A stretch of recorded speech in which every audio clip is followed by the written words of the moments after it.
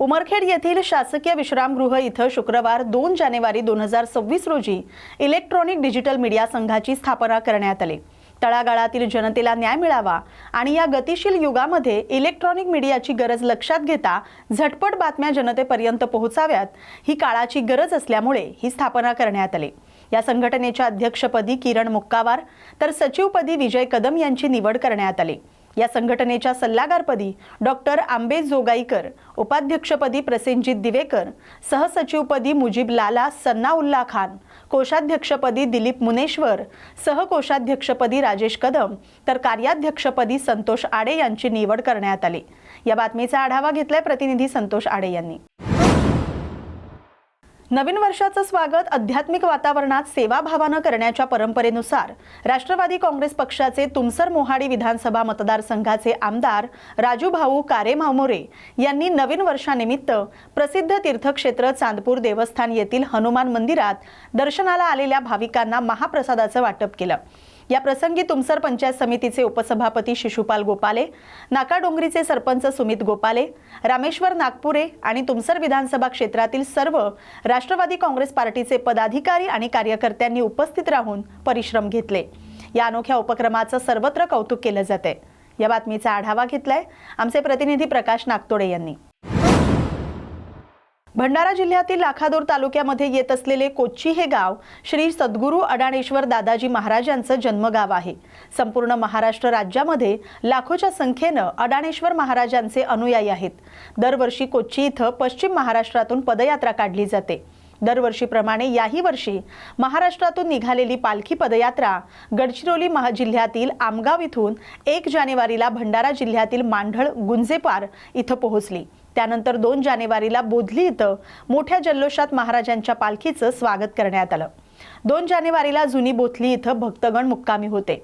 त्यानंतर 3 जानेवारीला म्हणजे शनिवारी ही पालखी पदयात्रा अडाकेश्वर महाराज यांच्या जन्मगावी कोच्ची इथं पोहोचली आणि त्यानंतर गोपालकाला आणि महाप्रसादानं या पालखी यात्रेची सांगता झाली।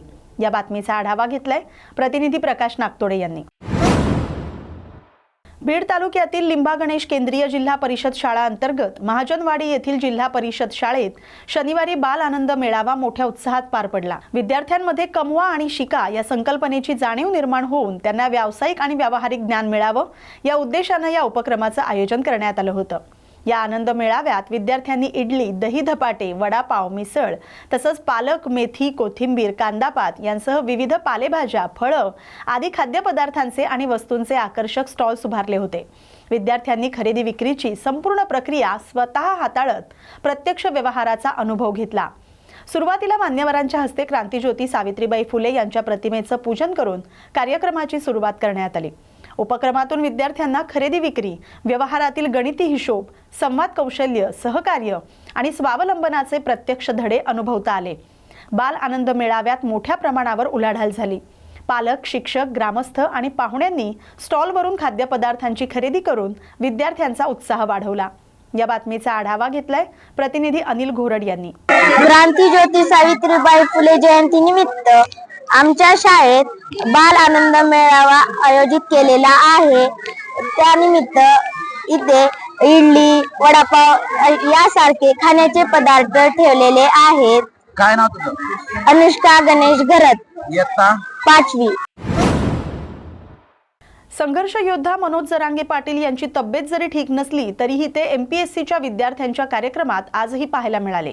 यावेळी एका विद्यार्थ्यानं सांगितलं की सरकार जर 25 ते 30 हजार विद्यार्थ्यांना वगळून जर पेपर घेणार असेल तर आम्हाला आत्महत्येशिवाय पर्याय राहणार नाही। गेले 7 महिने आम्ही पाठपुरावा करतोय, आम्ही कोणत्याही पक्षाचे नाहीत। यावेळी जरांगे पाटील यांनी गरिबाच्या लेकरांच्या कल्याणासाठी मी इथं आलो आहोत असं सांगितलंय। या बातमीचा आढावा घेतलाय प्रतिनिधी शांताराम शिंदे यांनी। ऐकत नाही तो त्यांनी गोवर घेतलेला आहे। सगळं दादांनी प्रयत्न केले आपण तर ते त्याला आपण बरोबर आहे। आम्ही मरायचं नसतं दादा कोण चालू झाले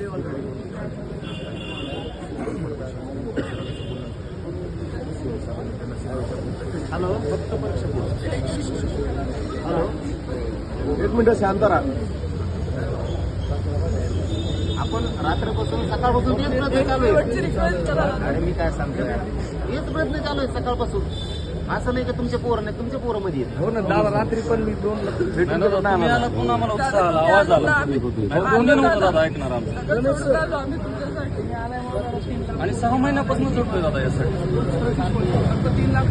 6 महिन्यापासून प्रयत्न करतोय. मुद्दाम करायला. मुद्दाम करायला. आता पोरं समजील हो. पोरं जीव दिलं ना काय करा. त्याला सांगून तो मुद्दा मारमुठी घेऊन टाकतो. आता स्पीकर महाराष्ट्र शासन आणि वनविभाग अलिबाग अंतर्गत वनपरिक्षेत्र कार्यालय पेणच्या नूतन वास्तूचं उद्घाटन खासदार धैर्यशील पाटील यांच्या हस्ते आणि आमदार रविशेठ पाटील यांच्या प्रमुख उपस्थितीत करण्यात आलं। या प्रसंगी बोलताना आमदार रविशेठ पाटील यांनी सांगितलं की उपवनसंरक्षक अधिकारी राहुल पाटील यांनी वनक्षेत्रात येणारे रस्ते, पाणवठे आदी जनहिताच्या कामांना सहकार्य करून मोलाची भूमिका बजावली आहे। खऱ्या अर्थानं वनाचं संरक्षण करण्याचं काम वन अधिकारी करत असून या वास्तूमधून अशीच कामं होत राहावीत असं त्यांनी सांगितलं। खासदार धैर्यशील पाटील यांनी अध्यक्षीय भाषणात म्हणाले की वन्यजीव संरक्षण कायद्यात बदल होणं गरजेचं असून बिबट्यांचा मानवी वस्तीत होणारा शिरकाव यामुळे सामान्य शेतकरी, मेंढपाळ आणि अन्य नागरिकांवर होणारे हल्ले यामध्ये सामान्यांची होणारी प्राणहानी टाळण्यासाठी लोकप्रतिनिधी या नात्यानं मी पुढाकार घेणार असल्याचं त्यांनी सांगितलं। यावेळी वन अधिकारी यांच्या निवासस्थानी इतर सोयी सुविधांसाठी लागणारा निधी आणण्याचं काम आम्ही निश्चित करू असं आश्वासन त्यांनी यावेळी दिलं। यावेळी उपवनसंरक्षक अधिकारी राहुल पाटील यांनी प्रास्ताविकात या नूतन इमारतीसाठी 38 लाखांचा निधी उपलब्ध झाला असून त्याचा पुरेपूर विनियोग करण्यात आलाय। तसंच जिल्ह्यात वन अधिकारी आणि कर्मचारी यांच्यासाठी 22 निवासस्थानं बांधण्यात येत आहेत असं त्यांनी सांगितलं। या बातमीचा आढावा घेतलाय प्रतिनिधी किरण बांधणकर यांनी। कार्यालय याचं उद्घाटन करण्याकरता मान्य रविशेठ पाटील आणि आम्ही सर्व मंडळी या ठिकाणी आलेलो आहोत। खरं तर सरकारी कार्यालय ही अधिक अद्ययावत व्हावीत, चांगली व्हावीत आणि सरकारी अधिकारी आणि सरकारी कर्मचाऱ्यांना जनतेप्रती असलेलं आपलं कर्तव्य बजावण्याकरता या सुखसोयींचा अधिकाधिक लाभ व्हावा याकरता शासनानं दिलेल्या या सुविधांबद्दल मी मनापासून या ठिकाणी आभार व्यक्त करतो आणि या कार्यालयातून जनताभिमुख कारभार, जनतेच्या हिताकरता कारभार या ठिकाणी व्यवस्थितरित्या चालावा याकरता येथील अधिकाऱ्यांना मी शुभेच्छा देतो। त्या अनेक गोष्टी असतात, तर फॉरेस्ट आता पूर्वीचा फॉरेस्ट आता राहिलेला नाही। ह्या फॉरेस्टमध्येच खरं म्हणजे आपलं जीवन आहे आणि आता ह्या फॉरेस्टमध्ये संपूर्ण वनाचं रक्षण केलं तरच या पृथ्वीचं रक्षण होऊ शकतोय असं मी म्हणाल तर काही गैर ठरणार नाही। आणि म्हणून ह्या ठिकाणी आज संपूर्ण फॉरेस्टचं डिपार्टमेंट जे आहे, कारण फॉरेस्टचा मंत्री मी होतो 2004 ते 2009 पर्यंत फॉरेस्टचा मंत्री असल्यानंतर मी प्रत्येक ठिकाणी गेलेला आहे आणि ह्या ठिकाणी प्रत्येक ठिकाणी आपल्याकडं वन थोडा कमी आहे, परंतु विदर्भात वन फार मोठं आहे आणि त्या ठिकाणी सुद्धा वनाचं रक्षण केलं जातं। हे फक्त फॉरेस्ट आणि फॉरेस्ट करतो, फॉरेस्ट शिवाय तिचं रक्षण कोण करू शकत नाही। आणि म्हणून या फॉरेस्टला आज त्या ठिकाणी चंद्रपूर नव्हे किंवा पुऱ्या महाराष्ट्रात फॉरेस्टची जागरूकता ठेवली आणि ही संपूर्ण वनसंपत्ती जिवंत ठेवली। या वनसंपत्तीचा उपयोग सर्वसामान्य माणसांसाठी होतोय आणि म्हणून आजच्या ह्या कार्यक्रमानिमित्त आपल्याला सांगितलं पाहिजे, हे दिव्य भव्य असे ही वास्तू आहे, या वास्तूचा सुद्धा उपयोग या ठिकाणी आपल्या संपूर्ण तालुक्याचा विकास करण्यासाठी झाला पाहिजे। या ठिकाणी अनेक गोष्टी आहेत, काही फॉरेस्टमध्ये अडकलेल्या गोष्टी आहेत। या ठिकाणी ज्या गोष्टी असतील त्या ठिकाणी आपले राहुल पाटील आहेत, हे सकारात्मक आहेत आणि चांगले अधिकारी आहेत आणि म्हणून ते आहेत तोपर्यंत इथली कामं जी आहेत ती 100% चांगल्या पद्धतीने झाली पाहिजेत आणि या वास्तूचा उपयोग सुद्धा त्याच्यासाठी झाला पाहिजे।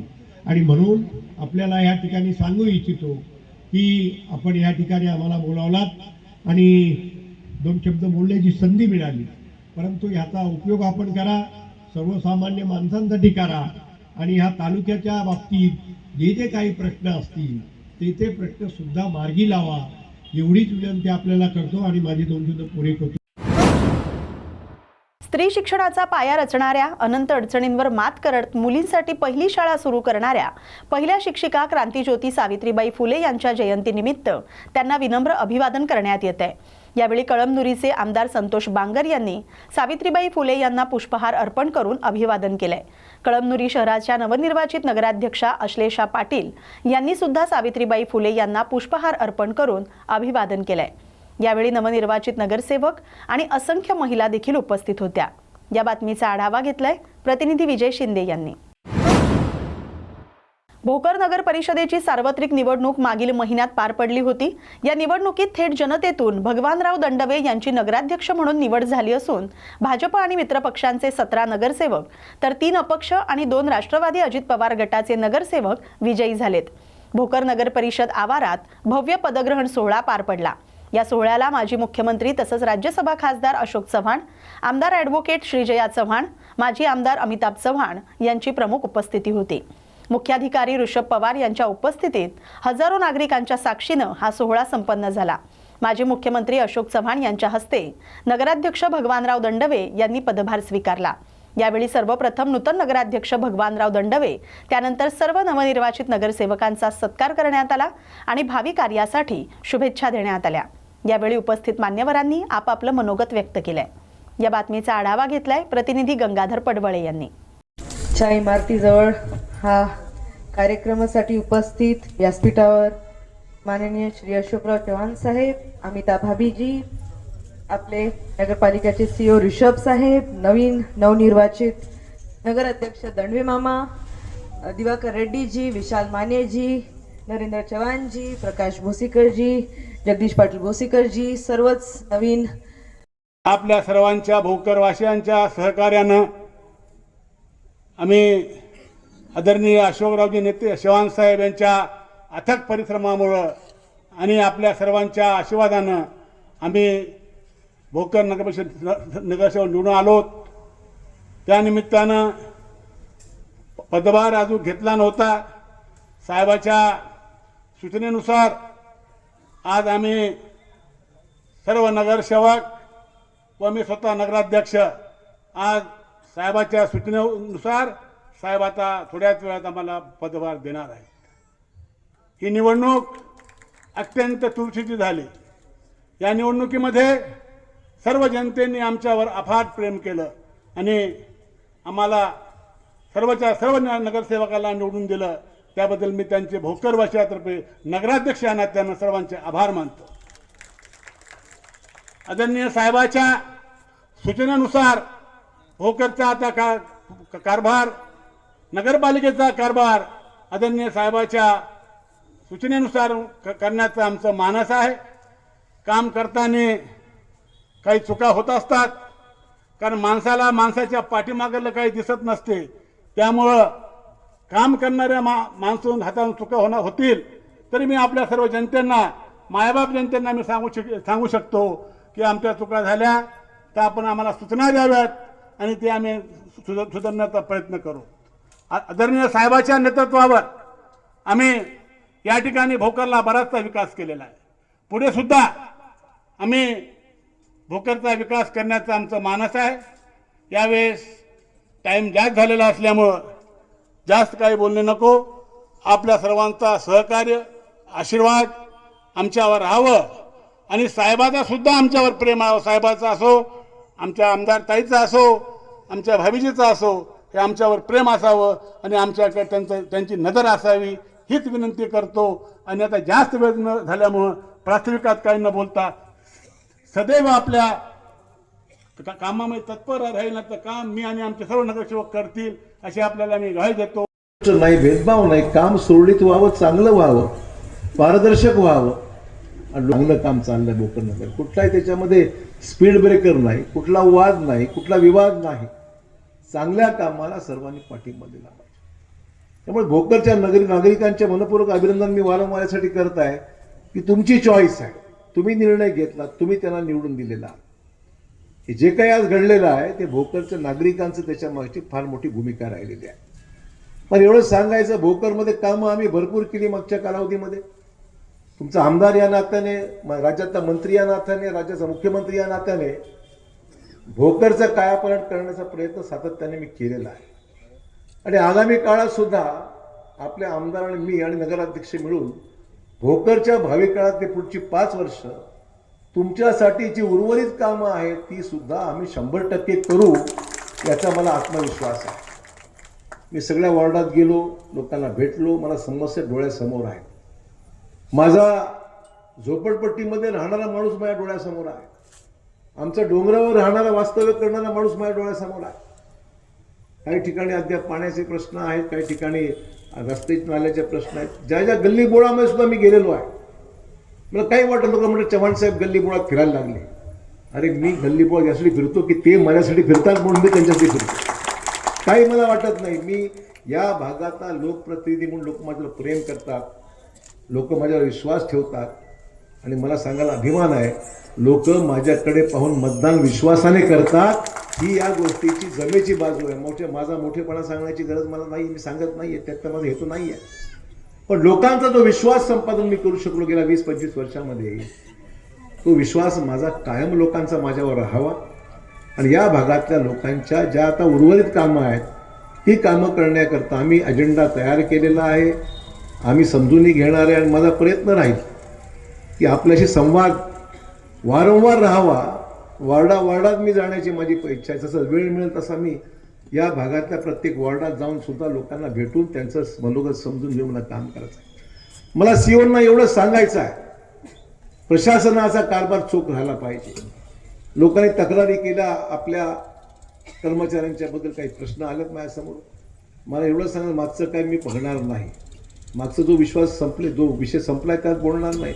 पण आगामी काळामध्ये माझ्या भोकरच्या जनतेची कामं तातडीने पूर्ण झाली पाहिजे. कोणाला त्रास होता कामा नये, कोणालाही त्रास होता कामा नये. ऑनलाईन जेवढी कामं करणं शक्य, पारदर्शकपणे कामं झाली पाहिजेत आणि लोकांना कुठलाही माझ्याकडे तक्रार त्याला वाव मिळू नये एवढं पारदर्शक काम प्रशासनाने केलं पाहिजे. नगराध्यक्ष लोकप्रतिनिधी करतीलच, पण माझी अपेक्षा सीओंकडून आणि अधिकाऱ्यांकडून आहे की हे सगळं काम सुरळीत, पारदर्शक आणि लोकांना तुम्हाला वेळ द्यावा लागेल. लोक येणारी भेटली पाहिजेत. कामं प्रलंबित राहता कामा नये. कामाचा निपटारा लवकर झाला पाहिजे. 6-6 महिने 5-5 महिने फायली पडू नयेत आपल्या दप्तरी टेबलावर. ही माझी अपेक्षा आपल्याकडून आहे. भीमा कोरेगाव येथील विजयस्तंभाला मानवंदना देण्यासाठी निघालेल्या पिकअप गाडीचा अपघात झालाय. आळंदी पोलीस ठाण्याचे वरिष्ठ पोलीस निरीक्षक भीमा नरके यांनी दिलेल्या माहितीनुसार कुर्ली सोनवणे वस्ती येथील भाविक पिकअपनं विजयस्तंभ मानवंदना कार्यक्रमासाठी कोरेगाव भीमाला जात होते. मरकळ हद्दीत आल्यानंतर अचानक चालकाचं गाडीवरील नियंत्रण सुटलं, त्यामुळे पिकअप रस्त्यातच पलटी झाली. अपघात होताच परिसरातील नागरिकांनी मदतीसाठी धाव घेतली. पिकअपमध्ये मोठ्या संख्येनं लोक असल्यानं जखमींचा आकडा हा 28 वर पोहोचलाय. यात जीवितहानी झालेली नाही. ही माहिती मिळताच आळंदी पोलीस घटनास्थळी तात्काळ दाखल झाले. जखमींना रुग्णवाहिकेद्वारे YCM रुग्णालय, KK हॉस्पिटल आणि ग्रामीण रुग्णालय आळंदी इथं हलवण्यात आलंय. या बातमीचा आढावा घेतलाय प्रतिनिधी शांताराम शिंदे यांनी. उमरखेड तालुक्यात तालुकास्तरीय खेळ, क्रीडा आणि सांस्कृतिक महोत्सव 2025-26 30 डिसेंबर 2025 ते 2 जानेवारी 2026 दरम्यान आयोजन करण्यात आलं होतं. ग्रामीण भागातील जिल्हा परिषदेच्या विद्यार्थ्यांच्या कलागुणांना वाव मिळावा यासाठी शासनाकडून हा उपक्रम राबवण्यात आला. त्या दरम्यान गट शिक्षण अधिकारी विजय बेतेवाड काही पंचायत समितीचे शिक्षक डोक्यावर घेऊन नाचताना दिसतायत. याचं नेमकं कारण काय हा प्रश्न आता उपस्थित होतोय. शिक्षण मंत्री दादा भुसे यांनी उमरखेड तालुक्यातील ग्रामीण भागातील विद्यार्थ्यांच्या पटसंख्या का घटत आहेत, त्याची गुणवत्ता काय आहे हे तपासण्याची गरज आहे. ग्रामीण भागामध्ये जे शिक्षक आहेत त्यांची नियुक्ती मुख्यालय ज्या जागेवर आहे त्या जागेवर न राहता प्रभारावर मर्जीतल्या ठिकाणी केंद्रप्रमुख प्रभारी केली जाते. या गोष्टीकडे यवतमाळचे शिक्षण अधिकारी लक्ष देतील का? उमरखेडचे गट शिक्षण अधिकारी यांना डोक्यावर घेऊन नाचण्याचा प्रकार काय आहे ते सांगतील का? असे अनेक प्रश्न आता उपस्थित केले जात आहेत. या बातमीचा आढावा घेतलाय प्रतिनिधी संतोष आडे यांनी. या बातमीसोबतच बातमी महाराष्ट्राची मध्ये आता इथेच थांबतोय. अशाच महत्त्वाच्या बातम्यांसाठी पाहत राहा न्यूज मराठी 24/7. नवा भारत, नवा विचार.